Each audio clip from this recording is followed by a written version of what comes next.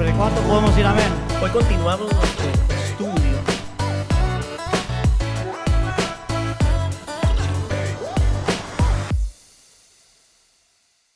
Hoy continuamos nuestro estudio, verso por verso, de la carta del apóstol Pablo a los Colosenses. La semana anterior, recordemos, vimos que el apóstol nos llamaba a buscar las cosas del cielo. Motiva a los creyentes a ocupar sus mentes y sus corazones con las cosas que Cristo aprueba, ¿recuerdan? Y a considerar las verdades de la vida futura por encima de lo que es pasajero, de lo terrenal. En esos versos anteriores el apóstol hace una referencia a la unión del creyente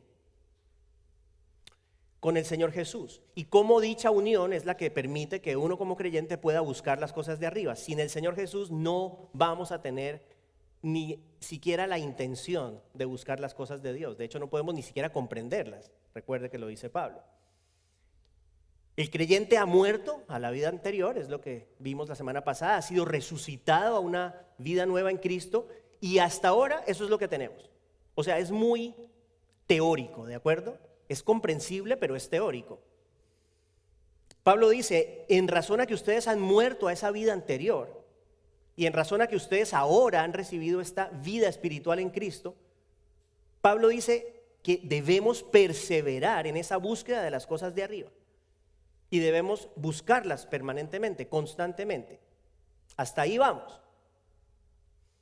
Hoy se pone distinto. ¿Por qué? Porque a partir de hoy entramos en la parte práctica. ¿Sí? Lo que vimos hasta ahora es la parte teológica.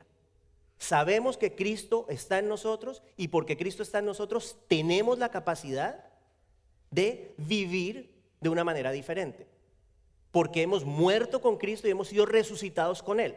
Esa es la parte teórica. Hoy vamos a ver el aspecto práctico de todas las cosas que hemos venido hablando. Es decir, la manifestación externa de estas verdades. Porque si estas verdades se quedan solamente en la cabeza, de nada sirve. De nada sirve. Nosotros estamos llamados a vivir en un nuevo estándar de conducta. Y ese estándar nosotros debemos mostrarlo, pues hemos muerto a lo pasado. Y hemos sido resucitados con el Señor Jesús. Pablo nos dice hoy que debemos hacer morir lo terrenal en nosotros. Y el título de este mensaje es Matando el pecado. Matando el pecado. El pasaje de estudio en esta mañana es Colosenses capítulo 3, versos 5 al 9a. 9a porque consideraremos solamente la primera parte del verso 9. Colosenses 3, 5 al 9a, dice la palabra de Dios. Por lo tanto, hagan morir en ustedes todo lo que sea terrenal: inmoralidad sexual, impureza, pasiones desordenadas, malos deseos y avaricia. Eso es idolatría. Por cosas como estas les sobreviene la ira de Dios a los desobedientes. También ustedes practicaron estas cosas en otro tiempo, cuando vivían en ellas, pero ahora deben abandonar también la ira, el enojo, la malicia, la blasfemia y las conversaciones obscenas. No se mientan los unos a los otros. Iniciamos con el verso 5. Por lo tanto, hagan morir en ustedes todo lo que sea terrenal: inmoralidad sexual, impureza, pasiones desordenadas, malos deseos y avaricia. Eso es idolatría. Lo primero que vemos es que hay una relación directa entre lo que vimos la semana pasada y lo que estamos viendo hoy. La frase por lo tanto. Ese por lo tanto conecta lo que vamos a ver hoy con lo que estudiamos la semana pasada.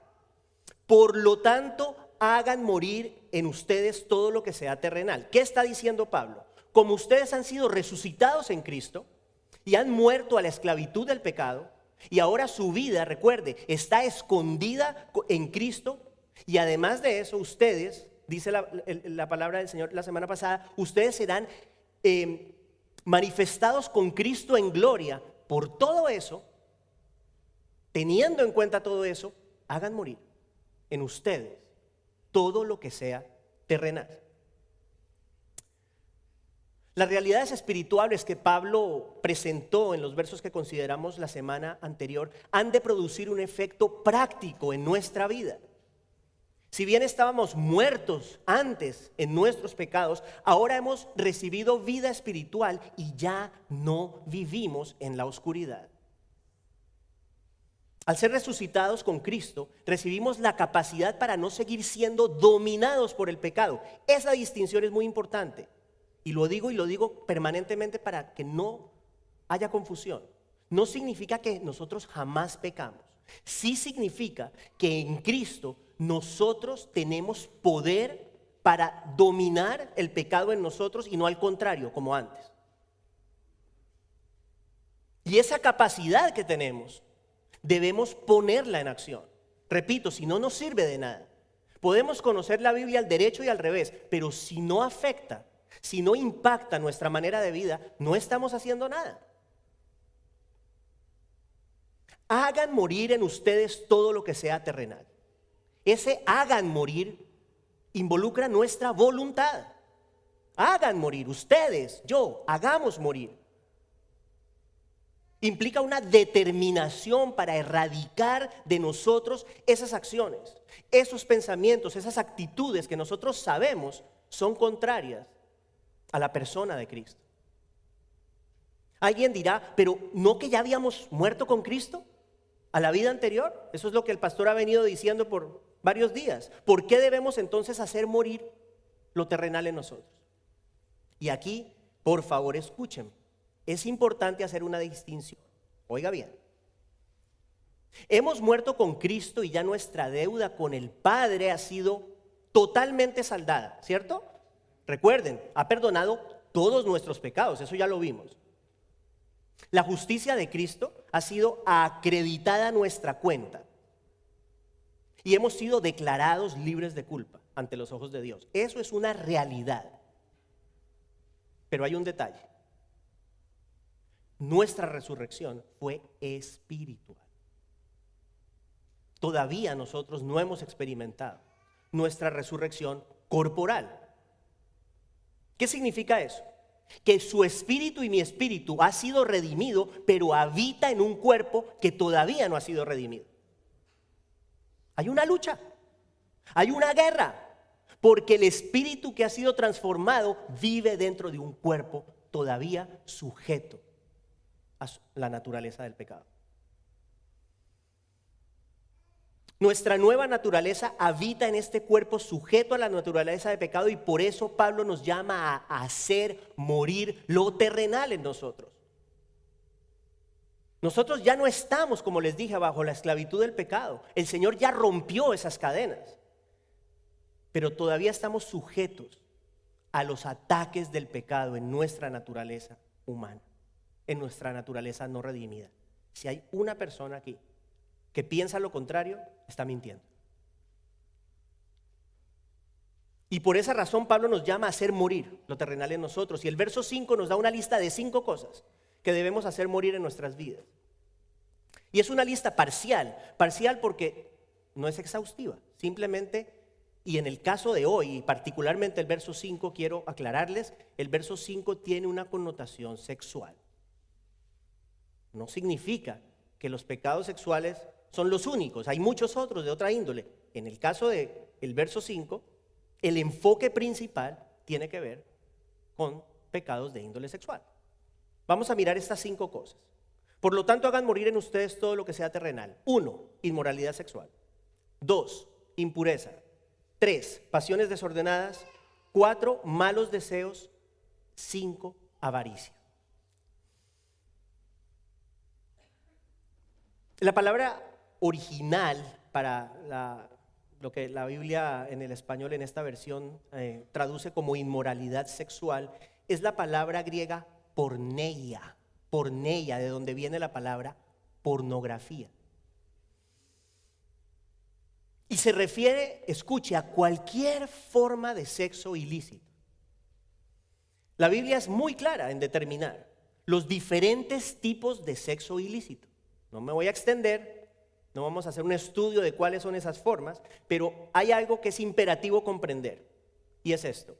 La única relación sexual que Dios aprueba está limitada, escuche, a la unión entre un hombre y una mujer en el contexto del matrimonio. Lo que se sale de ahí es inmoralidad sexual ante los ojos de Dios.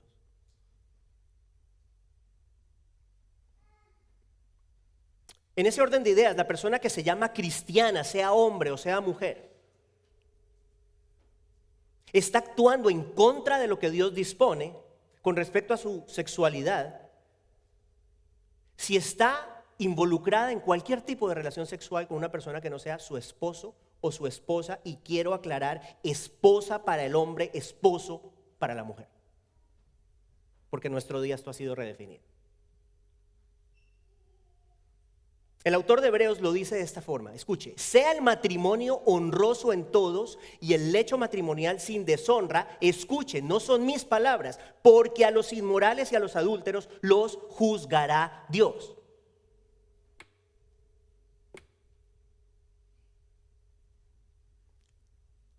Como con cualquier otro pecado, hermanos, cualquier otro pecado, la inmoralidad sexual requiere de arrepentimiento. Si alguien aquí presente, ojalá no, pero si alguien aquí presente o alguien que nos está escuchando está involucrado en este momento en cualquier tipo de relación sexual por fuera del contexto del matrimonio, y esto incluye, escuche, a los que no están casados todavía,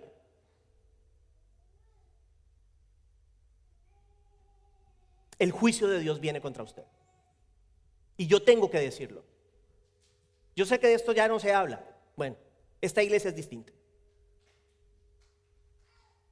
El juicio de Dios viene contra usted. Y hoy le pido,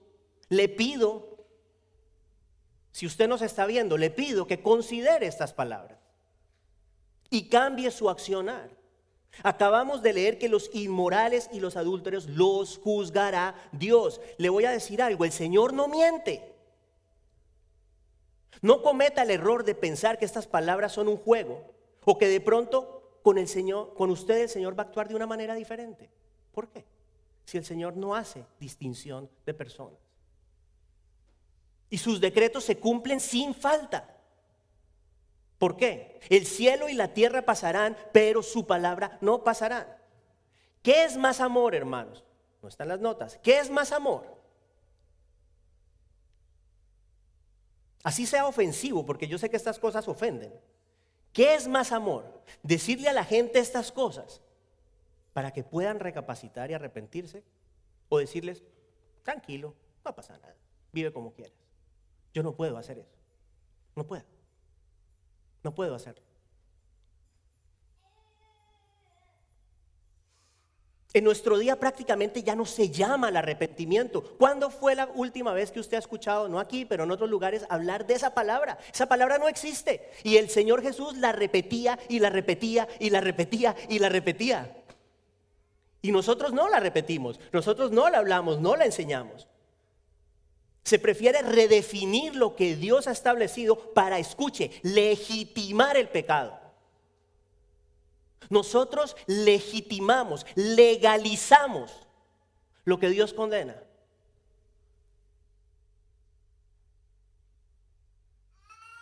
Hoy yo les digo, a ustedes, a quien sea, el Señor sabe para quién es esto. Arrepiéntanse. Arrepiéntanse, porque el Señor es fuego consumidor. Más adelante veremos que ciertamente la ira de Dios viene contra quienes cometen este y otro tipo de actos. Pero también veremos que el creyente tiene una capacidad dada por Dios para vencer estas tentaciones y el pecado. Sí podemos. Sí podemos. Sí se puede vivir diferente en Cristo. Sí se puede. Continuamos con nuestro pasaje de estudio. Segundo elemento que Pablo presenta en el texto es la impureza. Proviene del griego akatarsia, y esta palabra tiene una connotación más general que la anterior, que la palabra porneia. Y en el contexto del verso está relacionada a la impureza de pensamiento, de acción, de palabra, muy posiblemente también dentro del ámbito sexual. Las acciones pecaminosas tienen su inicio, escuche, muy importante, en el pensamiento. Las acciones pecaminosas arrancan aquí y no hay que materializarlas para pecar contra Dios. Mateo 5:28, ¿qué dice? Para nosotros los hombres especialmente es fuertísimo. Que todo el que mire a una mujer, dice el Señor, para codiciarla, ya cometió con ella adulterio en su corazón. Ese es el estándar del Señor. Un hombre casado no tiene que irse a la cama con una mujer para cometer adulterio. Por eso necesitamos del Salvador. Hay quien piensa, no, mi pecado no involucra a otras personas. Yo estoy en secreto, yo solito, no le hago daño a nadie. Seguramente usted ha pensado así. No importa, no le hago daño a nadie. Eso es falso. El pecado siempre termina involucrando a otras personas, siempre. Esas acciones que se hacen en secreto, supuestamente, entre comillas, sin hacerle daño a nadie, son una afrenta contra el Señor. Y sí tienen un efecto en contra de los demás. Escuche, todo pecado ensucia el corazón. Todo pecado además procede del corazón. ¿Qué dijo Jesús? Mateo 7, 21 y 22. Del corazón, y esto lo hemos citado otras veces, del corazón de los hombres salen los malos pensamientos, mire dónde empieza.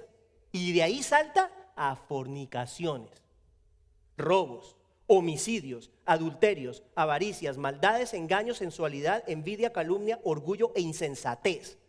Todo empezó acá. Todo empezó con una idea. Todo empezó con un pensamiento. Una de las cosas que yo le pido al Señor que nos ayude es a ver el pecado como Él lo ve. Es detestable. Es detestable. El pecado es polución en el corazón. Escuche, y esa impureza eventualmente lleva a la acción. Lo que parece inofensivo termina afectando nuestra relación con Dios y con los demás. ¿Usted se acuerda de lo que pasó en el jardín del Edén? Con esa primera tentación. No, ¿Dios dijo eso? No. Esa es la actitud del mundo hoy. Y muchas veces, tristemente, la actitud de la iglesia. ¿Dios dijo eso? No, ablandémoslo. No.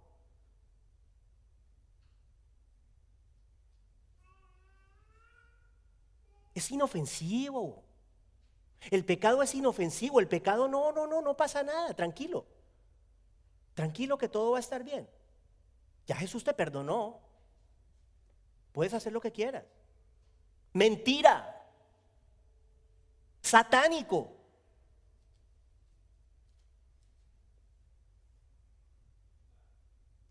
Ejemplos. Un esposo que mira pornografía. Yo sé que la pornografía es una de las cosas que a los hombres más nos tienta.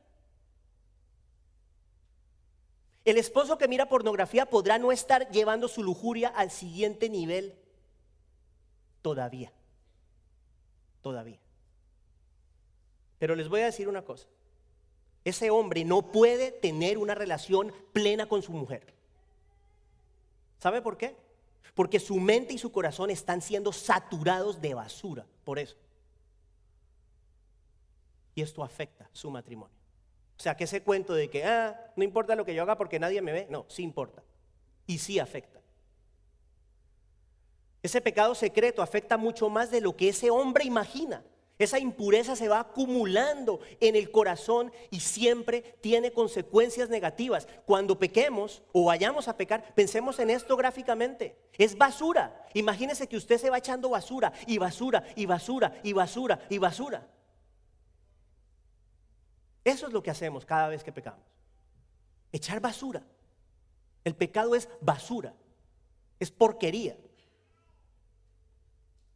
La materialización del pecado tiene sus inicios en el pensamiento y en el corazón. Escuche, y esto es normal. Si usted piensa cosas impuras, tarde o temprano va a hacer cosas impuras.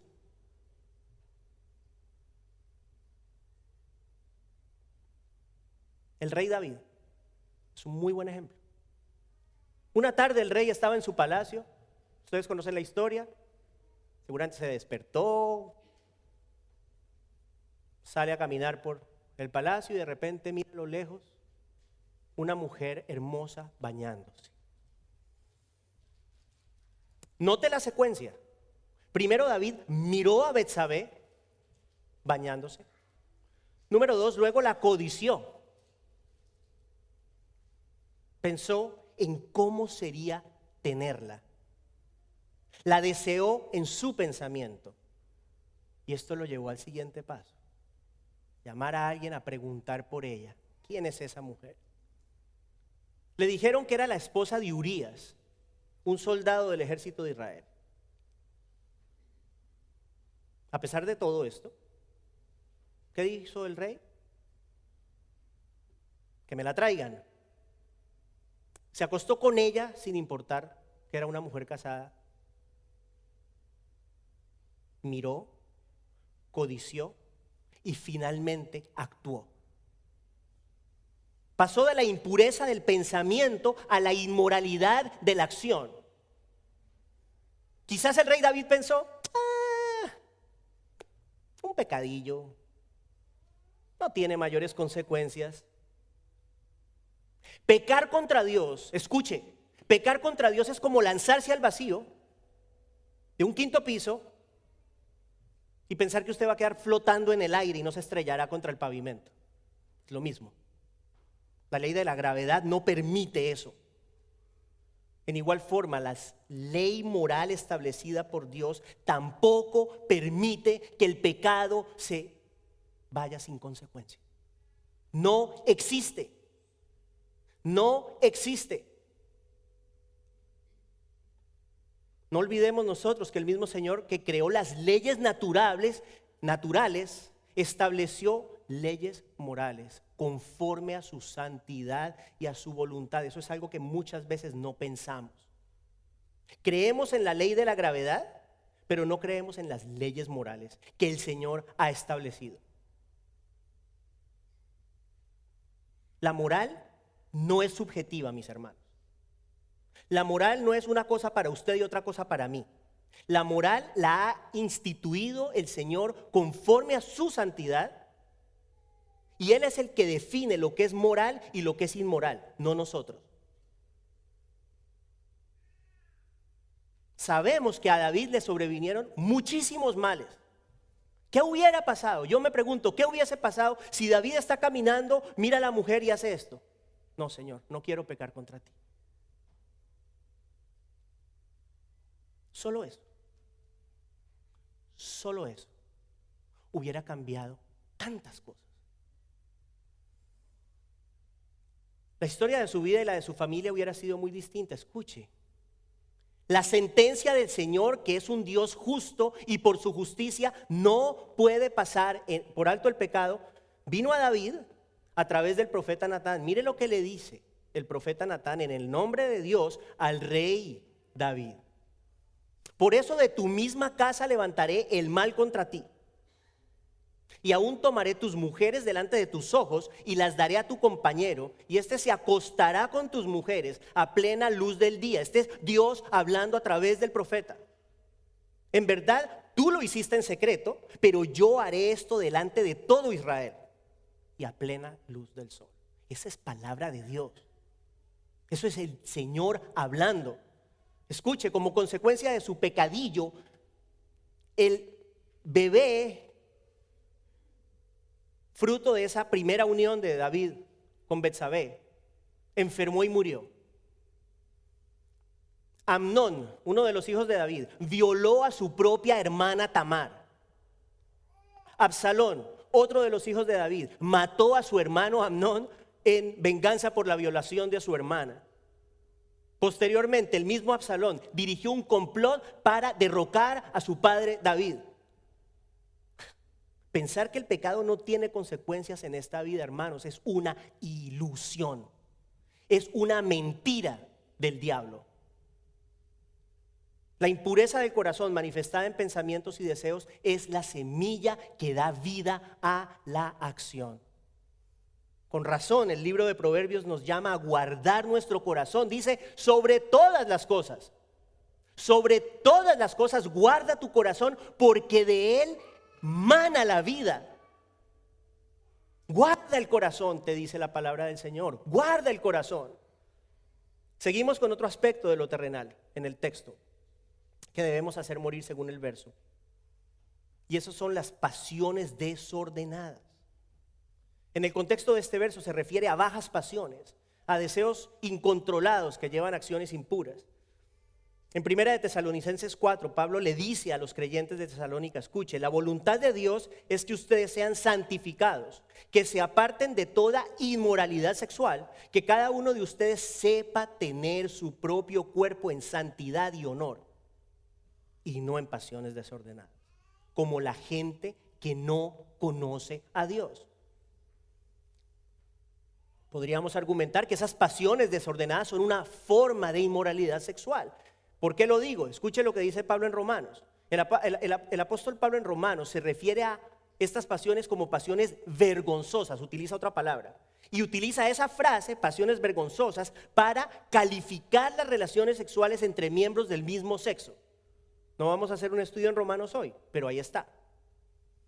Ahora, los malos deseos, el siguiente parte del texto, es otro aspecto de lo terrenal que Pablo nos llama a erradicar de nuestra vida. Y no hay una distinción mayor que podamos ver entre esos malos deseos y las pasiones desordenadas de las que acabamos de hablar. Se piensa que es posible que la diferencia radique en que las pasiones desordenadas hacen referencia a la acción y los malos deseos en el pensamiento. O sea que en ese orden de ideas, esos deseos malos, ¿sí?, llevan a las pasiones desordenadas, o sea que el pensamiento antecede a la acción. Es importante que tengamos esto en cuenta. El pensamiento antecede a la acción. Siempre pensamos antes. Y vemos el último elemento en el verso, la avaricia. El apóstol la califica como idolatría, y en el contexto de este verso es la idea de un deseo insaciable por tener más, y por tener más cosas que son prohibidas, básicamente. Esa es la avaricia, tenerlo prohibido. O sea que en el contexto de los pecados sexuales es poner por encima la satisfacción personal sin considerar las consecuencias que dichos actos pueden tener en otras personas y en nuestra relación con Dios. Eso es una avaricia, es pensar en uno, no más. Es una forma de idolatría. ¿Por qué? Porque pone en el contexto de este texto, pone los deseos carnales por encima de Dios, más importante que el Señor. Pablo nos llama a hacer morir estas cosas. Pero escuche, y aquí viene una parte muy práctica. Para lograr esto tenemos que ser radicales. Despiértese, radicales.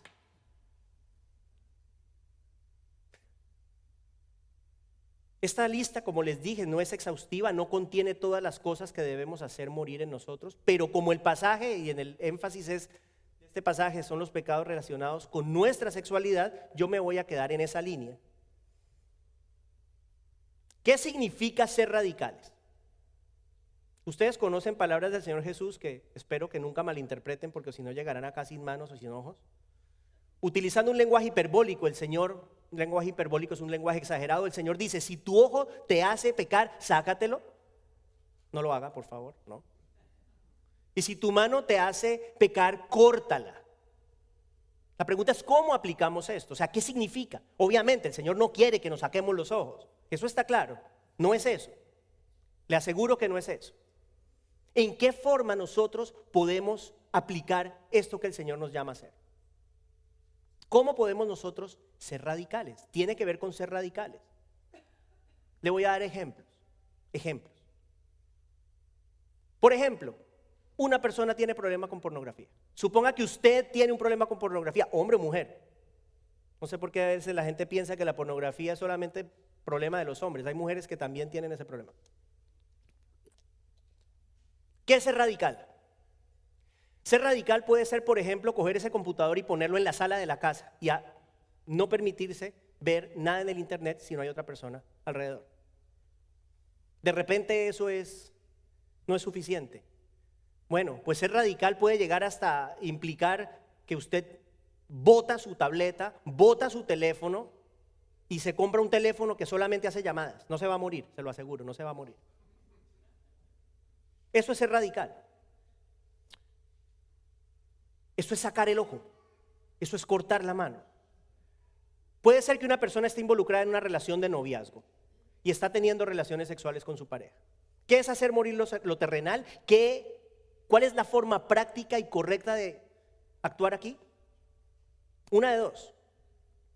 Bueno, primero parar de tener este tipo de intimidad, porque sabemos que el Señor no la aprueba, hasta casarse. Esa es una opción. O incluso, en algunos casos, dar por terminada la relación, porque hay personas para las cuales el matrimonio no es la opción.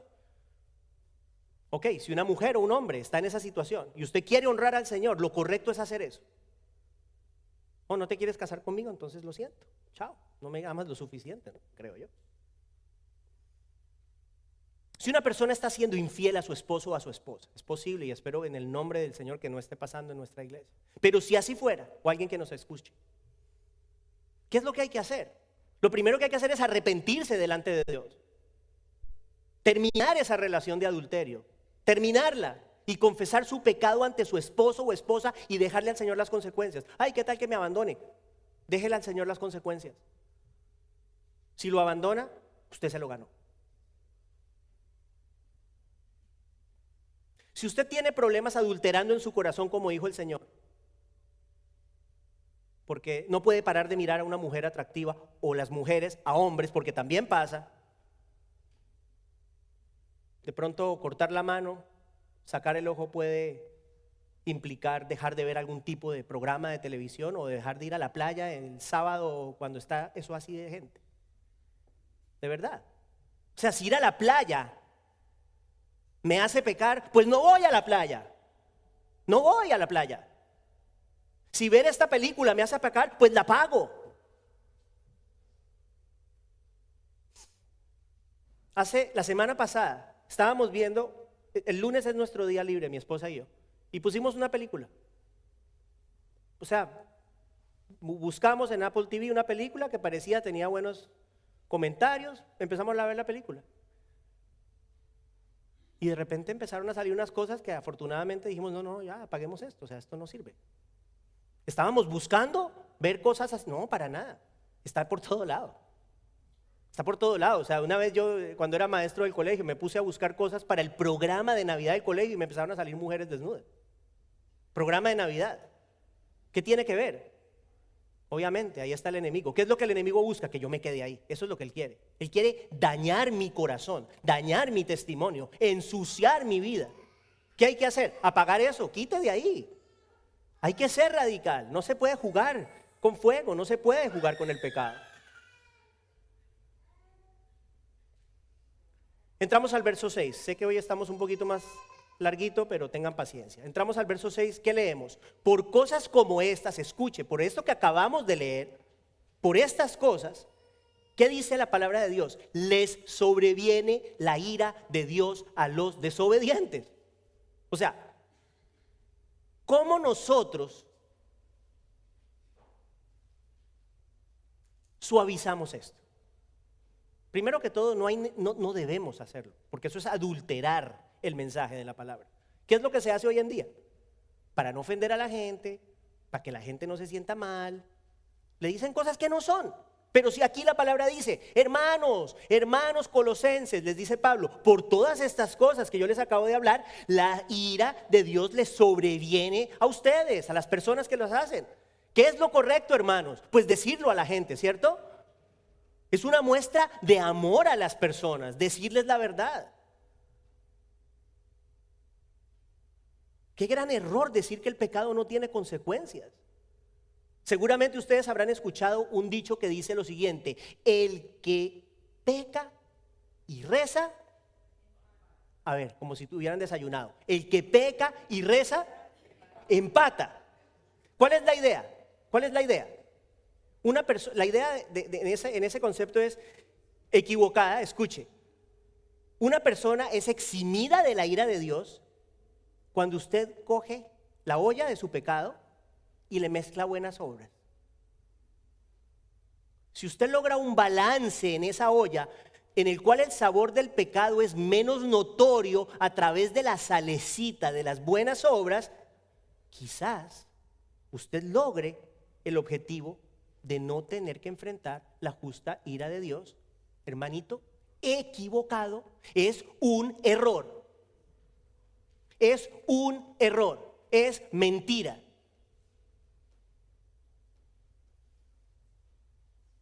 Nosotros acabamos de ver esta lista de manifestaciones de pecado en el ser humano. ¿Qué dice Pablo?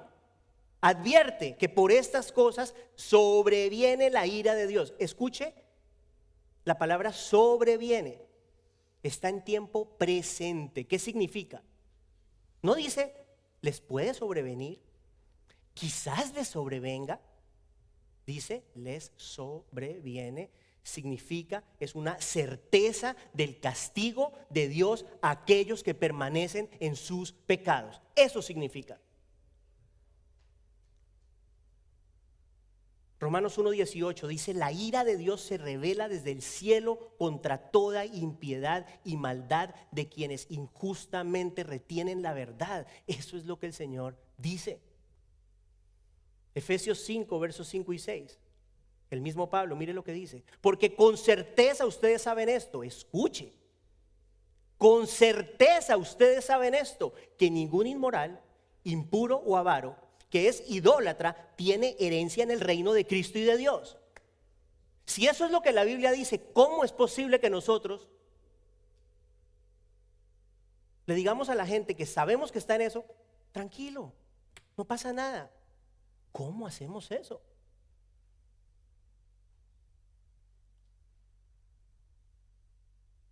Que nadie los engañe. Efesios 5, versos 5 y 6 también, mire. Que nadie los engañe con palabras vanas, pues por causa de estas cosas, la ira de Dios viene sobre los hijos de desobediencia. Muy similar al texto nuestro de hoy. No sé si me equivoqué en la cita, pero la palabra es esa. ¿Cuál es la idea? No importa cómo vivimos, porque el Señor nos ha perdonado. Eso es un engaño. Sáquese esa idea de la cabeza. Los desobedientes experimentarán la realidad que el autor de Hebreos presenta con respecto a la ira de Dios cuando dice, escuche, horrenda cosa es caer en manos del Dios vivo. Eso es lo que dice. Es necesario tener temor de Dios. Es necesario tener temor de Dios. Alguien dirá, no, pero es que nos asusta. Buenísimo que lo asuste. Porque si usted se asusta significa que estas palabras están haciendo mella en su corazón. ¿Yo qué estoy haciendo acá? Diciéndole lo que la Biblia dice. Si la persona se arrepiente, no va a experimentar a Cristo como juez, lo experimentará como Salvador. Pero la persona que no se arrepiente de sus faltas va a experimentar estas cosas. Ahora bien, ¿nos pediría el Señor algo que no podemos realizar? La respuesta es no. Esa es la buena noticia. No se sienta, si hay alguien que se ha visto muy identificado con lo que estamos hablando hoy, no quiero que piense, estoy perdido. ¿Ahora qué va a hacer de mi vida? No, al contrario, gracias a Dios que escuchó, gracias a Dios que puede arrepentirse y gracias a Dios que tiene la certeza de que el Señor está con usted. Si usted se arrepiente, le ayuda. Él me ayuda. Él nos ayuda. Nosotros solos no podemos, hermanos. Él nos ayuda. El Señor nos pide que no reine el pecado en nuestro cuerpo mortal. En Romanos 6 dice, para que no obedezcamos a sus lujurias, ni presentemos los miembros de nuestro cuerpo al pecado como instrumentos de iniquidad, sino que nos presentemos a Él como vivos de entre los muertos y presentemos nuestros miembros a Dios como instrumentos de justicia. Nuestras vidas han de ser instrumentos de justicia, no de iniquidad. Y terminamos con el verso 6, que dice que la ira de Dios le sobreviene a los desobedientes. Ahí está. ¿A qué hace referencia? Creo que hace referencia a los incrédulos. ¿Por qué le digo eso? Porque el creyente espera de los cielos a Jesús, a quien Dios resucitó de los muertos y que es quien nos libra de la ira venidera. Primera de Tesalonicenses 1:10. Pues Dios no nos ha puesto para sufrir el castigo, sino para alcanzar la salvación por medio de nuestro Señor Jesucristo. Primera de Tesalonicenses 5:9. Por eso es que mi convicción es esta. No que no batallemos con el pecado. Todos batallamos con algún tipo de pecado, todos. Pero mi convicción es que cuando una persona de verdad tiene una relación con el Señor empieza a transformar esa persona. De repente no pasará de la noche a la mañana. Pero esa persona es santificada por el Espíritu Santo y va a llegar un momento en el cual esos pecados van a quedar en el pasado. Entramos al verso 7. Mire, aquí está. Pablo le recuerda a los colosenses que en el pasado, antes de conocer a Cristo, ellos habían practicado estas cosas. Mire lo que les dice: también ustedes practicaron estas cosas en otro tiempo cuando vivían en ellas. Esto debe llenarnos de alegría. O sea, por un lado sentimos el duro esto, pero por otro lado hay esperanza. Ustedes vivían en esas cosas antes, les dice. Eran prácticas habituales para los colosenses, vivían en ellas, pero ahora ya no estaban esclavizados por estas cosas. Sin embargo, no debían bajar la guardia. No debían bajar la guardia, y quizás esa es la razón por la cual el verso 5 llama a hacer morir lo terrenal. O sea, los colosenses y nosotros ya no estamos bajo el dominio de esas cosas, pero no podemos confiarnos. Escuche, no podemos confiarnos. No podemos jugar con fuego. Este es mi ejemplo. Si una persona tiene problema de alcohol y dice: no, yo ya, el Señor ya me cambió, ya soy un hombre nuevo, me voy al bar a tomar Coca-Cola. No haga eso. No vaya al bar a tomar Coca-Cola. No se aparezca por un bar. No juegue con fuego. ¿De acuerdo? Amén. ¿Sí? Debemos ser radicales con el pecado. El que tiene problema de alcohol no debe aparecerse por un bar. El que tiene problema mirando mujeres, evite la playa. Vaya a la playa los martes a las 7 de la mañana, que de pronto va a haber solamente ahí los viejitos. Ya. Digo, ¿no? ¿Cierto? Que vaya de noche, dice el pastor Diego. Había que ponerle un poquito de, ¿cierto? Estaba tenso el ambiente.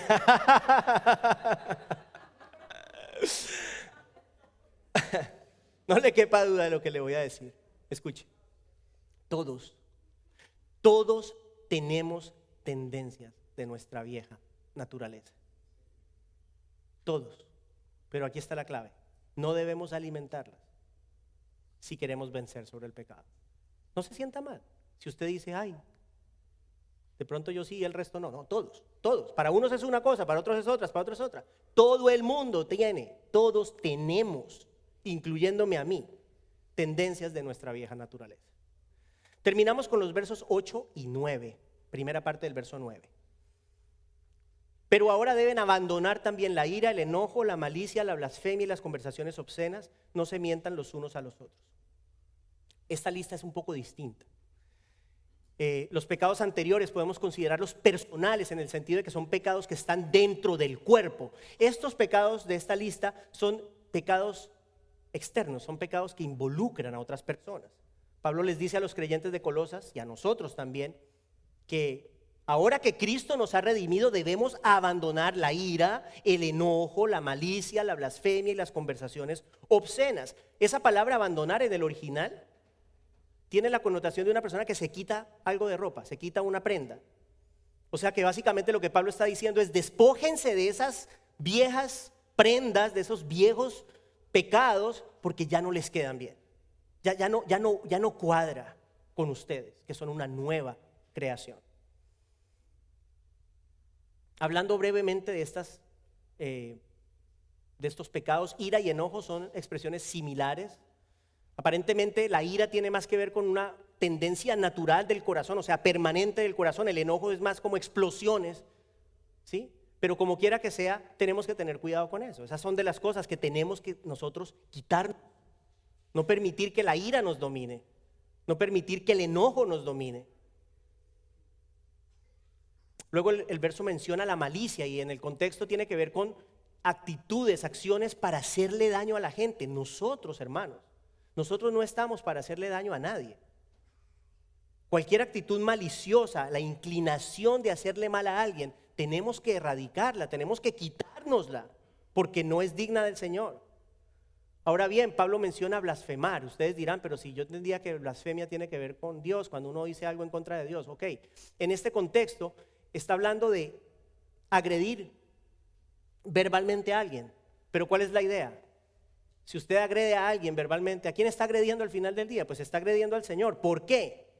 Mire lo que dice Santiago 3:9. Con la lengua bendecimos a Dios y Padre, y con ella maldecimos a los seres humanos que han sido creados a imagen de Dios. O sea que en ese sentido, cuando nosotros agredimos a alguien verbalmente, estamos agrediendo al Señor. Y Pablo también llama a despojarnos de, según el texto, conversaciones obscenas.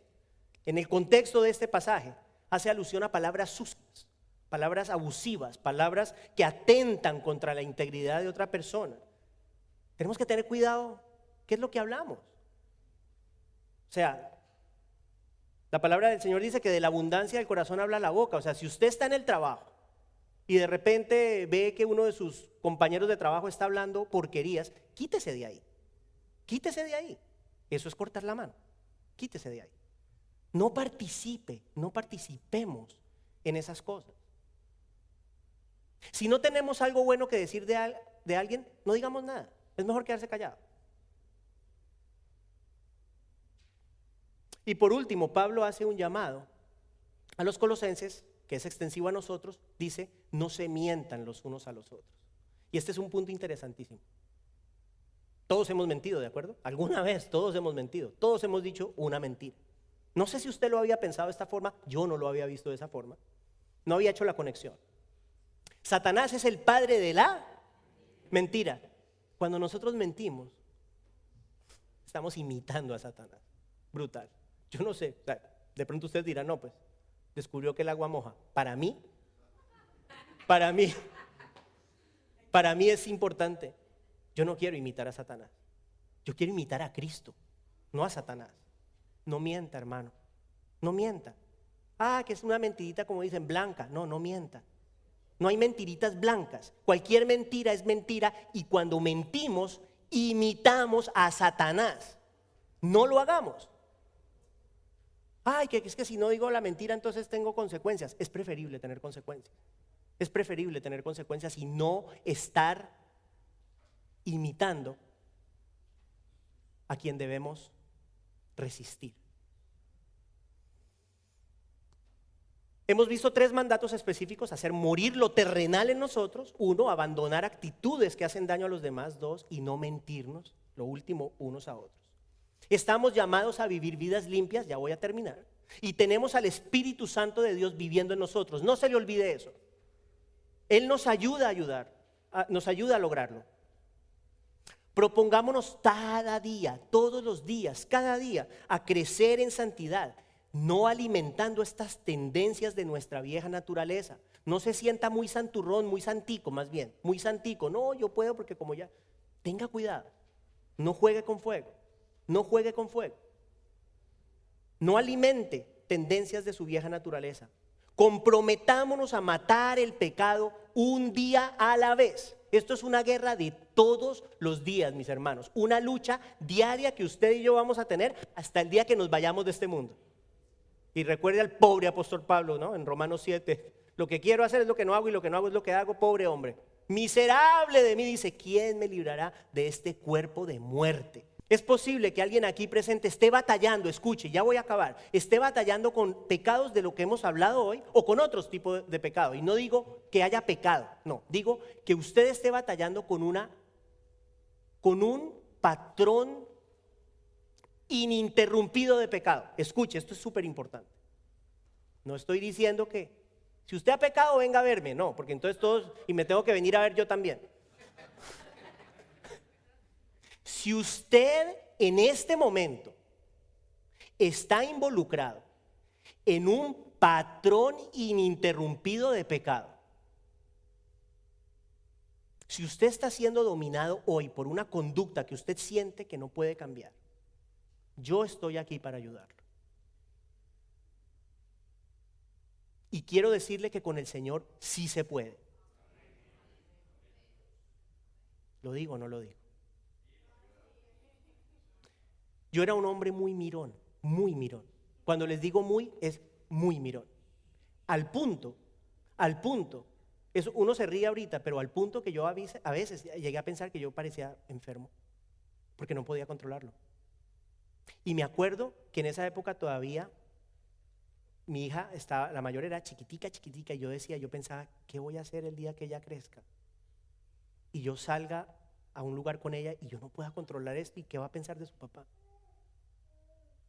Hermanos, yo quiero decirles algo. El Señor me ha limpiado, pero lo ha hecho Él. ¿Por qué sé que lo ha hecho Él? Porque yo sé que eso estaba fuera de mis manos. Yo sé quién soy yo. El Señor lo hizo. Él lo puede hacer. Ese fue mi caso. Habrá otras cosas. El Señor puede limpiarlo. Si usted está ahorita batallando con cosas, el Señor lo puede limpiar. Pero usted tiene que venir a Él. Y el Señor le ayuda. Y si en ese proceso yo puedo ayudarle, aquí estoy. Usted puede verme hoy después del servicio o puede llamar a la iglesia, ponemos una cita y nos sentamos y hablamos y oramos. Para eso estoy. Pero esta iglesia, y con esto ya termino, ¿sabe nosotros cómo honramos al Señor? Siendo una iglesia cada vez más semejante a Él. Que el Señor nos ayude a ser una iglesia limpia. Amén. Padre, en el nombre de Jesús,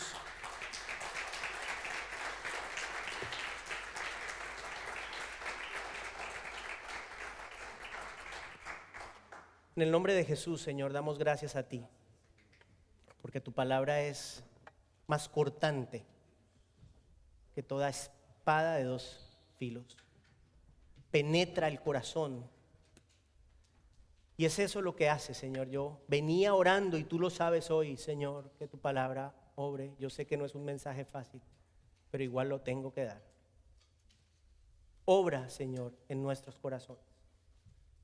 Cualquier patrón de pecado en el que estemos viviendo, ayúdanos a romperlo, a quebrantarlo a través de tu gracia, de tu poder, el poder que tenemos en ti, porque es un poder real. Esto no son palabras, Señor, es un poder real. Es real que tenemos al Espíritu Santo viviendo en nosotros y hemos creído en Cristo. Y ese Espíritu Santo nos transforma según la imagen tuya, Señor Jesús. Por eso yo te pido, Señor, que nos ayudes. A todos y cada uno de nosotros, los que estamos aquí reunidos, las personas que puedan estar escuchando. Ayúdanos a caminar conforme a tu voluntad. Ayúdanos a ser radicales con el pecado. Ayúdanos a ver el pecado como tú realmente lo ves y a poder detestarlo, Señor.